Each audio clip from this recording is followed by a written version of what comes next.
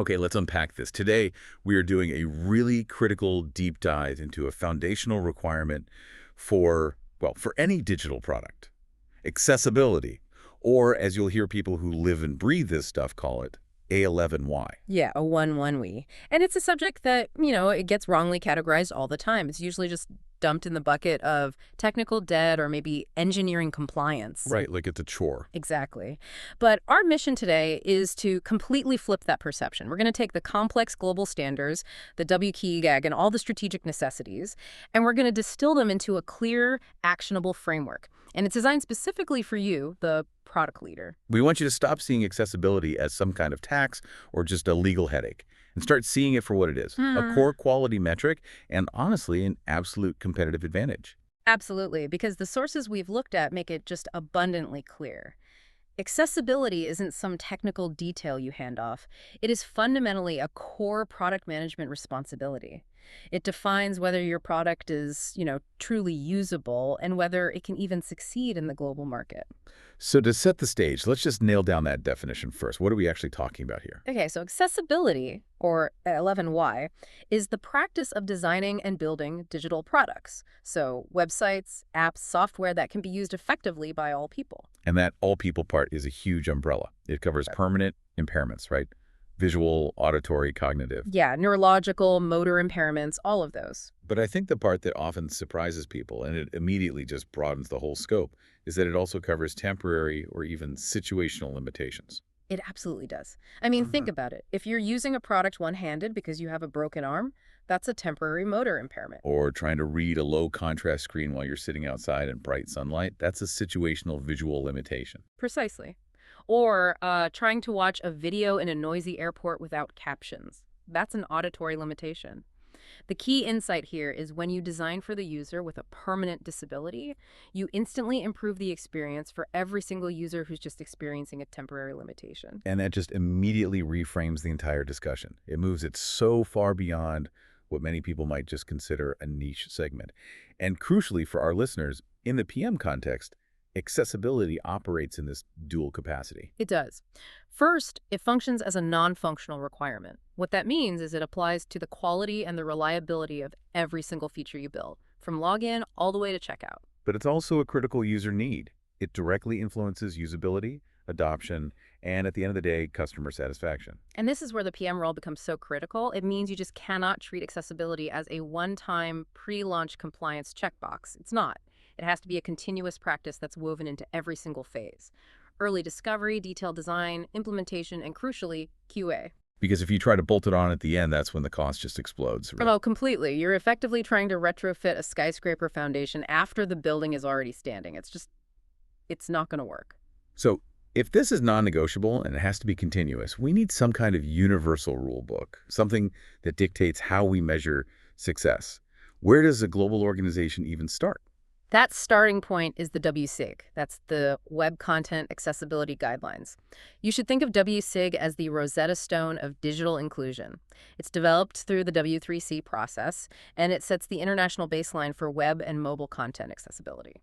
And when you hear organizations talking about compliance, they're usually aiming for a specific level, right? Yes. The gold standard they are typically aiming for is WCAG 2.1 AA compliance. That AA level is the key part. We have A, AA, and AAA. Why is AA usually that sweet spot, that widely accepted minimum benchmark? So level A gives you the most basic level of access. It only addresses the most severe barriers. Level AAA, on the other hand, is the highest. It's incredibly rigorous and, frankly, often impractical to achieve across every single piece of a large, complex application. Sometimes it even imposes design restrictions that can conflict with other user needs. So AA is the balance. Exactly. AA strikes that balance. It addresses the majority of barriers for the majority of users, which makes it the most sensible and defensible target for most product releases. If you meet AA, you're demonstrating a really robust commitment to usability. And here's where it gets really interesting because, the sheer volume of WCAG standards could overwhelm any team. It's huge. But the entire philosophy, the whole mission of accessible design, it's distilled into 4 powerful, memorable guiding principles. This is the POU framework. Right, the POU principles. They are perceivable, operable, understandable, and robust. And they're essential because they ensure that when teams solve for one type of impairment, they don't accidentally create a new, unexpected barrier somewhere else. So it forces a more holistic approach. It's a holistic architectural approach to building a product. These 4 words. And if a PM can speak fluently about POR, they can effectively lead any accessibility initiative. Okay, let's dig in. Let's start with P for perceivable.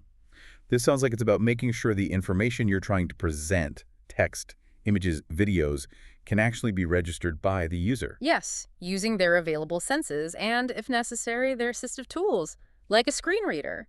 And this is probably where a lot of basic compliance starts, but I imagine failures here are pretty widespread. Well, they are. Let's look at the requirement for alt text. Every non-decorative image has to have meaningful alternative text that conveys its purpose or its content.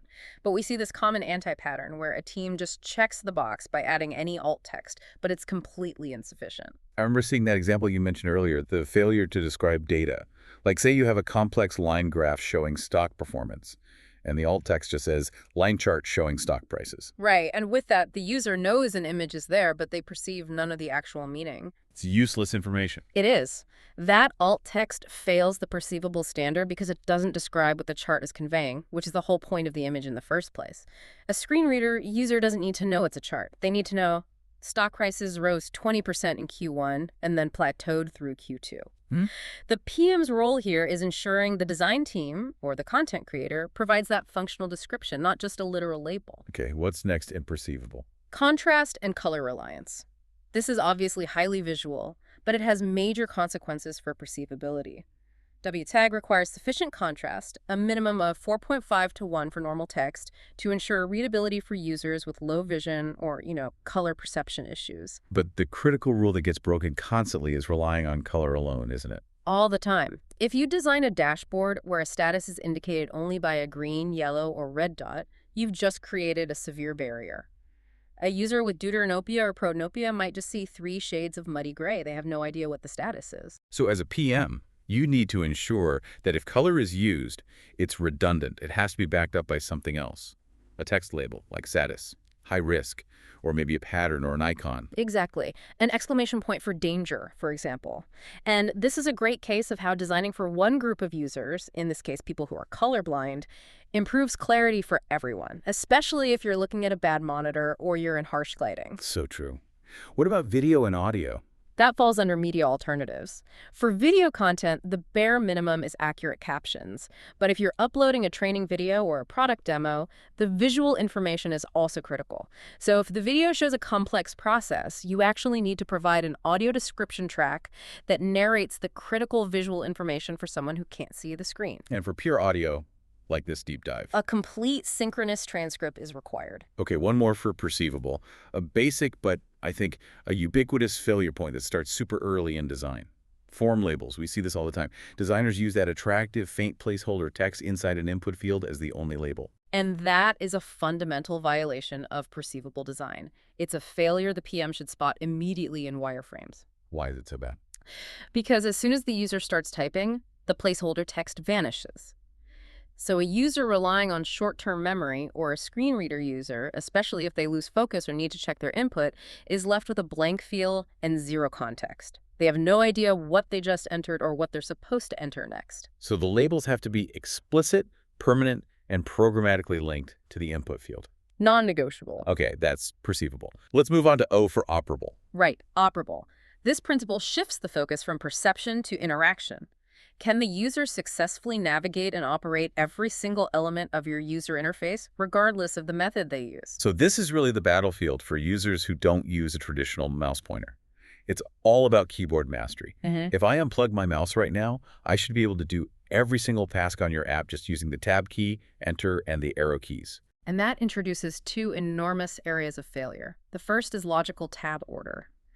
We so frequently see a product where hitting tab takes you through the navigation bar, then maybe it jumps down to the footer, then back up to a form field halfway down the page. Oh, that's infuriating. It's like the cursor has a mind of its own. It's completely nonlinear navigation.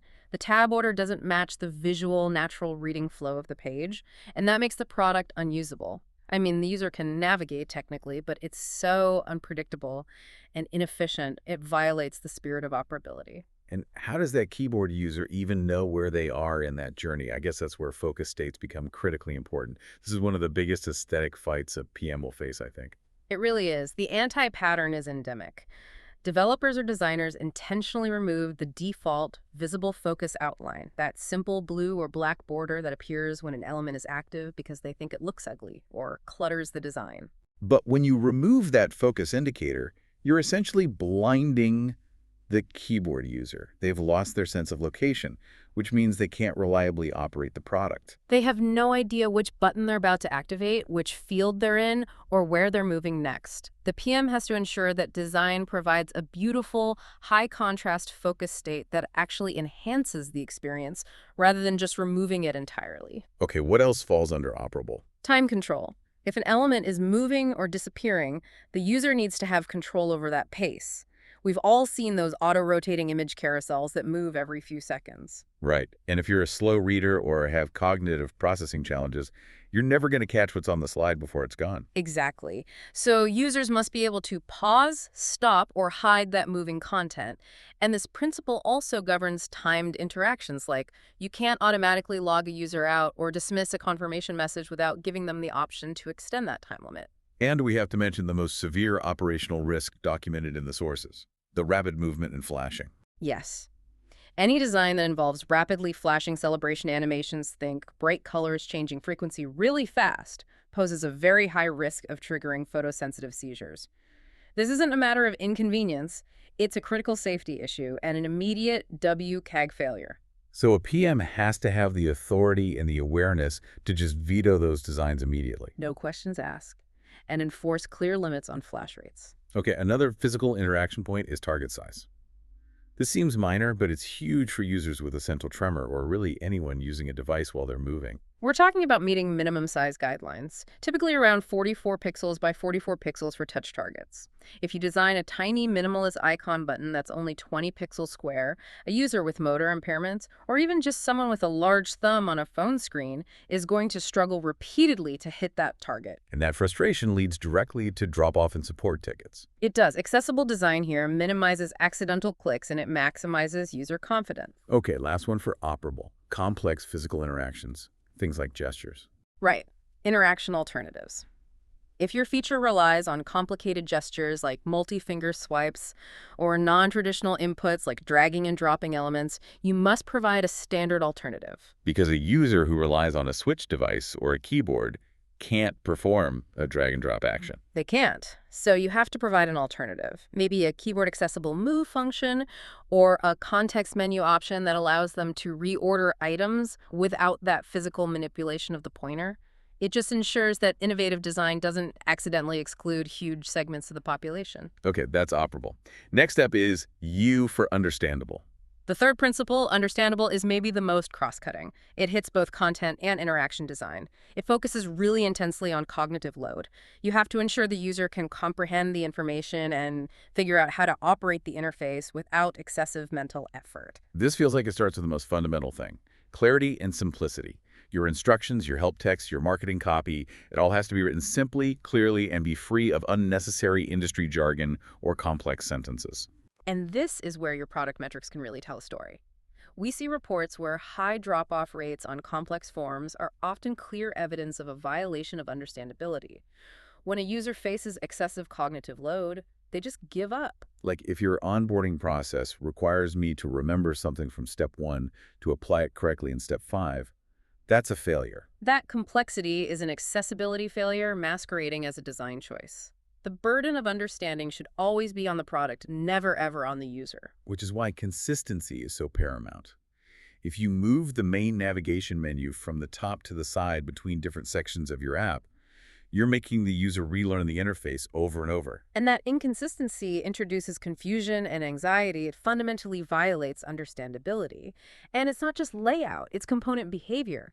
If a button in one part of the app opens a new tab, but the exact same looking button somewhere else initiates a download, that's unpredictable. That's a failure. Let's focus on the most impactful and probably easily fixable failure point under this principle. Error messaging. We've all seen the lazy error message. Oh, yes. The sources detailed this failure state perfectly. A message that just says invalid field or An error occurred. It's completely useless. It is. It doesn't help the user fix the problem, which is the entire point of an error message. The PM has to mandate acceptance criteria for error messages to perform two tasks flawlessly. Okay, what are they? First, they have to explicitly identify the specific field that's an error. Your password field is invalid. And second, they must describe the solution or the required action. Password must contain at least one uppercase letter and one symbol. So it's descriptive and actionable. When it is, it reduces frustration, it minimizes cognitive load, and it respects the user's time. Failing to do that just forces the user to guess, try different inputs, and potentially abandon the task entirely. Okay, that brings us to the final principle, R for robust. Robustness. This is often seen as the most technical one because it deals with the compatibility of the code base. The goal is simple but profound. The content must work reliably across diverse user agents, all browsers, all operating systems, and all assistive technologies. Now, and as technology evolves, Where does this start? it begins with the foundation, which means prioritizing semantic HTML. This is the non-technical way of saying, use the right tool for the job. Use a button tag when you need a button, an H1 when you need a main header, a SOL when you need a list. Why is that so crucial compared to just, using a generic div element for everything and just styling it to look correct? Because browsers and critically assistive technologies like screen readers rely on the inherent meaning, the semantics of those tags. If a developer uses a div style to look like a button, a sighted user sees a button. But a screen reader, which is reading the underlying code, just sees a non-interactive, meaningless container. It has no idea it's supposed to be clicked. So semantic HTML is inherently robust because the technology already understands its role. Precisely. And this leads us directly to the complicated world of ARIA usage, that's accessible, rich internet applications. If semantic HTML is the foundation, ARIA is the advanced framework we use when we're building components that don't have a native HTML equivalent. What's the best practice there? The best guidance we found is the rule of least ARIA. Use semantic HTML first, ARI only when you absolutely need it. The anti-pattern we see all the time is developers using ARIA excessively or incorrectly. They're overriding the natural semantics of the HTML with verbose or just wrong ARIA roles. Like what? For example, using roll button on a semantic button tag. It's completely redundant and it can sometimes confuse older screen readers. The PM needs to make sure engineering teams understand ARIA as a tool to enhance non-standard components, not to replace or overcomplicate standard ones. And you can't be robust without testing. You can't. And that means assistive tech testing is non-negotiable. You must verify how your product behaves with popular screen readers like Apple's VoiceOver, NVDA, and JWS. And the sources warn about the risk of shipping products without that testing right. The warnings are critical. The code might look clean, but the assistive technology might interpret the structure completely incorrectly, which leads to a disastrous user experience. The PM has to allocate sprint time specifically for this manual verification. This sounds especially vital for dynamic content. Yeah. When things update without a full page, refresh, status messages, loading spinners. Yes. If an element changes visually, that change must be programmatically announced to the screen reader. We found a great example. A developer implemented a navigation menu that collapsed visually, but they failed to update the underlying ARIA state. Specifically, ARIA expanded. So the sighted user sees the menu is closed. But the screen reader user, trying to navigate, still hears the screen reader announce that the menu is expanded and contains links because the state was never updated. That mismatch between the visual and programmatic state is a core failure of robustness. Okay. That wraps up the deep dive into the POUR technical framework. If you're a PM listening to that, you might be thinking, that is a huge checklist. So now let's zoom out and synthesize. Why does this massive undertaking have to be a priority over, say, the next shiny feature? What's fascinating here is shifting the mental model from compliance cost to market opportunity. You keep coming back to the numbers. 15% of the world's population lives with some form of disability. 15%. Let's just put that in context for everyone listening. That's roughly the population of China and India combined experiencing some form of disability. It's a massive consumer base with significant spending power. To treat that 15% as an edge case isn't just ethically flawed, it's strategically ignorant. More importantly, as we talked about earlier, accessibility benefits all users. That is the core PM insight that drives true adoption. Think about closed captions. They were originally designed for the deaf or hard of hearing. Now they are indispensable for anyone watching video content in a loud gym, a quiet office, or just preferring to mute their phone. Or high contrast modes. designed for low vision, but they become invaluable when you're trying to use your device outside on a sunny day. And those large operable targets designed for users with mobility impairments, they make the product safer and easier for me to use when I'm walking and trying to hit a button quickly. Right. Accessible products are just higher quality, they're more resilient, and they're easier to use across the entire spectrum of human experience. From the fully unimpaired to the situationally limited, it's a usability lever that lifts all boats. Okay, let's move to the business value. The case for investing early here seems overwhelming. Beyond just the increased market reach of that 15% segment, it's a powerful driver of brand reputation. It signals maturity, it signals quality, and a genuine user obsession that really differentiates you from competitors. And, we touched on efficiency. When products are genuinely understandable and operable, users encounter fewer barriers. And better usability translates directly to reduced support tickets. And lower customer service overhead. Yeah. If users can complete tasks without confusion, you save money. But let's talk about the elephant in the room that often gets this work prioritized. The legal imperative. Inaccessible products are a massive legal risk in major markets. They absolutely are. In the United States, you have the Americans with Disabilities Act, the ADA, which applies to digital services. In the UK, the Equality Act 2010 does the same. Similar legislation exists across the EU and globally. We see high-profile lawsuits filed against companies all the time whose websites or apps exclude users with disabilities. And the consequences are severe.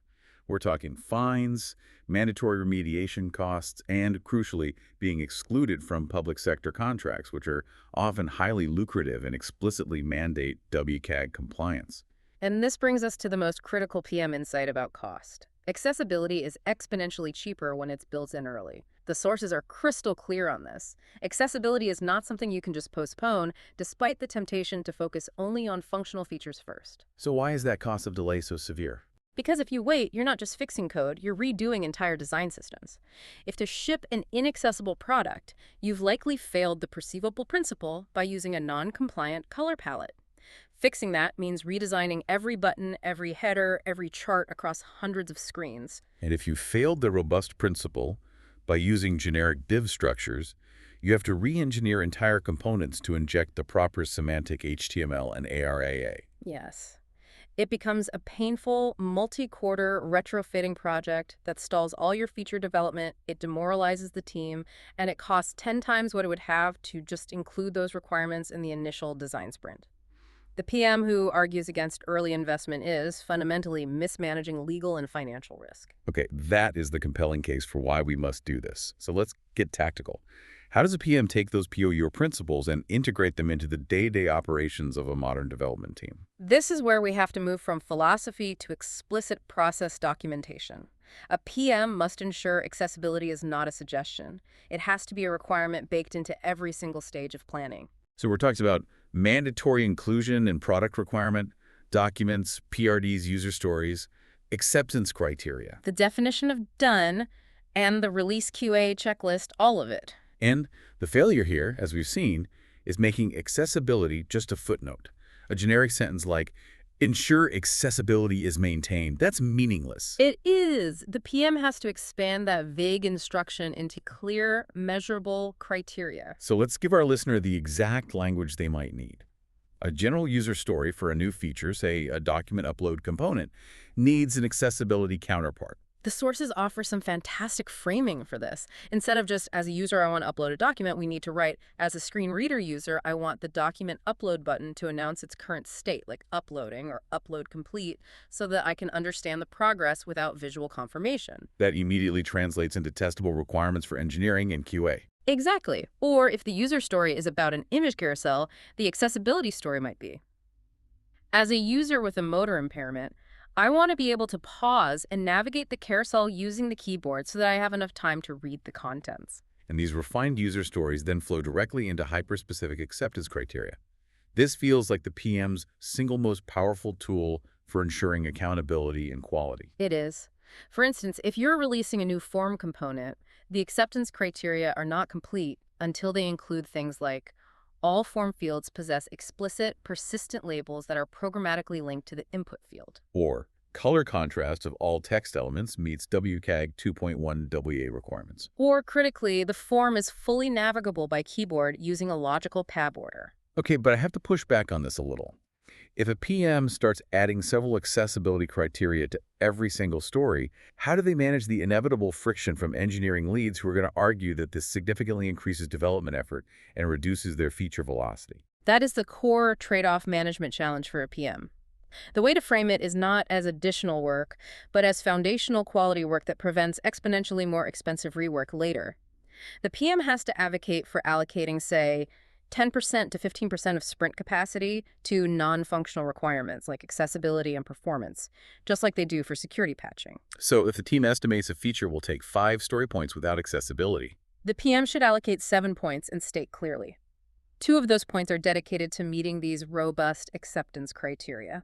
It becomes a non-negotiable part of the definition of done. so the PM's job is to ensure the definition of done explicitly states must pass automated WCAG audit and must pass mandatory screen reader manual validation for core user flows. No exceptions. Precisely.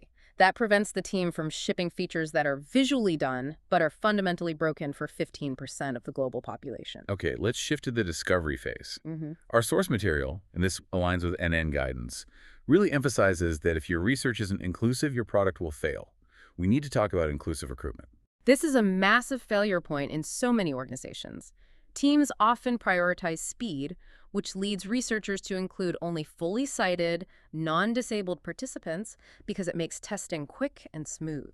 And the PM has to actively reject that approach. Absolutely. We have to build participant pools that reflect diverse needs.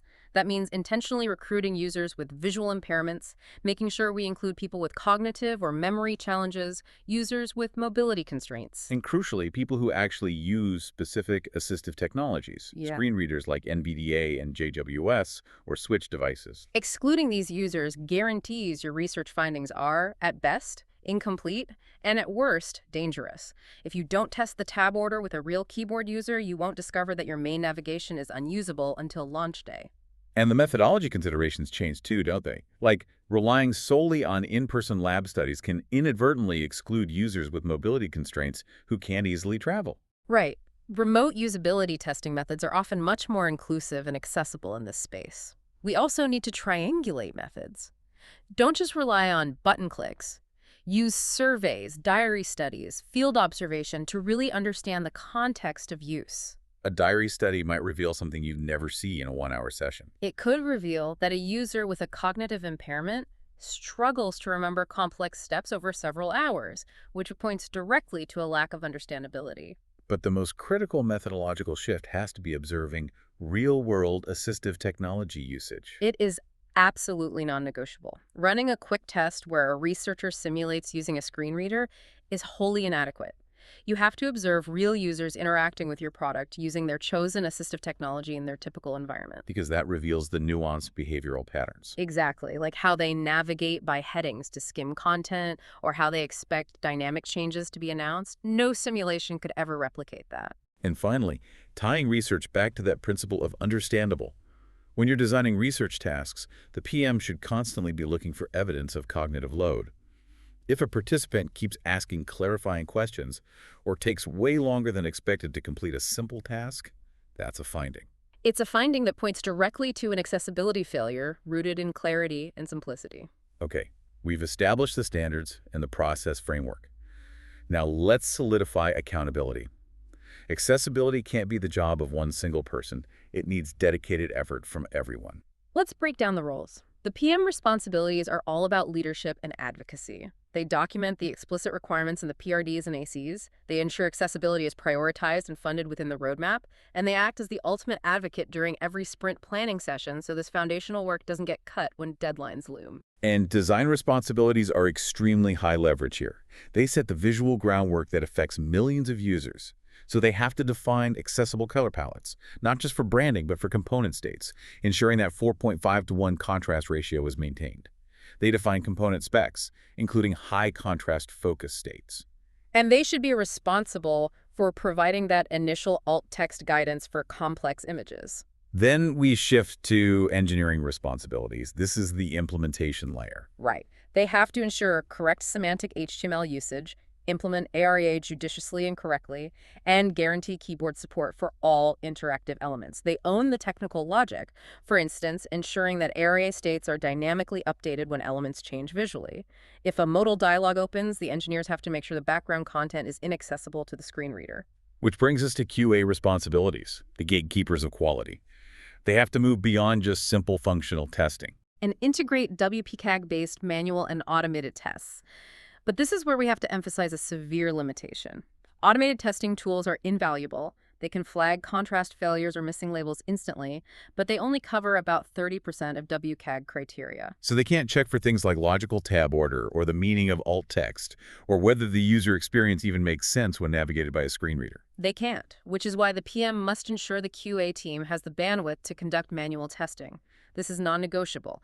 QA has to test user flows using actual screen readers -NVDA on Windows, VoiceOver on Mac, and iOS to catch those complex usability failures that automation always misses. And finally, QA has to log these bugs correctly. Yes, not just as minor styling errors. They have to be logged based on user impact severity. If a bug prevents keyboard users from completing a primary transaction, that has to be flagged as critical. It's equivalent to a production outage, because for that segment of users, your product is completely down. Okay, let's wrap this section by giving our listeners a gallery of rogues, the most common damaging anti-patterns that they need to recognize and eliminate from their products immediately. The red flags. Let's do it. We'll start with form failures. The primary failure, as we've discussed, is using placeholder text instead of true permanent labels. That violates perceivable, And the secondary failure is relying only on color to indicate an error state. which excludes colorblind users and those relying on screen readers, which might not announce those color changes effectively. Next, navigation and focus anti-patterns. Mhm. The first is that aesthetic crime, removing focus outlines entirely because they're deemed ugly. That's effectively a denial of service to keyboard-only users. The second is the disorganized site, an illogical tab order. We've seen examples where the visual layout is perfect, but the underlying source code is a mess, causing the tab key to jump from the top left corner to the bottom right, back to the middle. The experience is just hostile. Okay, then we tackle the complexities of screen reader failures.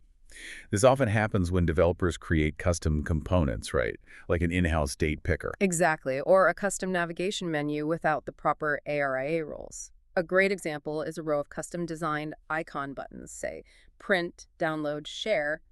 If they're just implemented as generic divs or simple images without descriptive ARIA labels, the screen reader user hears only button, button, button. So they know there are 3 interactive elements, but they have absolutely no idea what they do. It's a total failure of perceivable and understandable design. And another anti-pattern with complex components is modal dialogues failing the operable principle.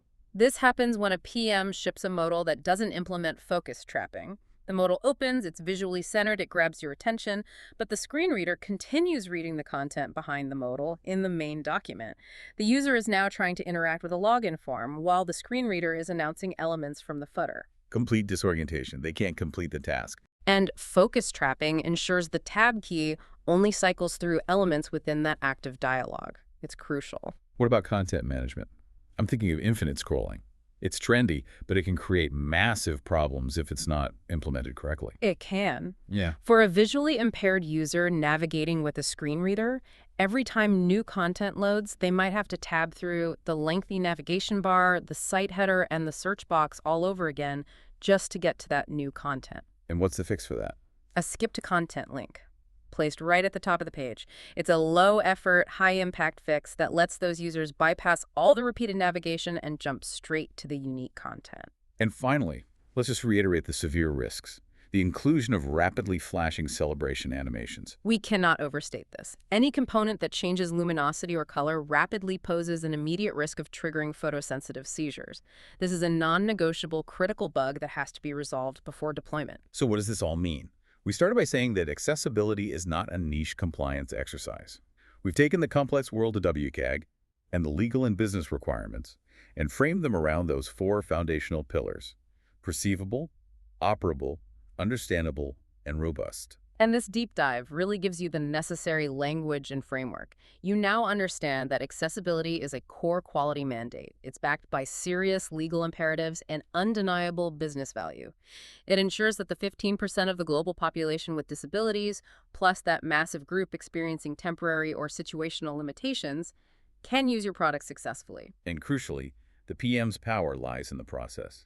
You know how to translate these abstract concepts into explicit requirements, from writing inclusive user stories to mandating measurable acceptance criteria in your PRDs.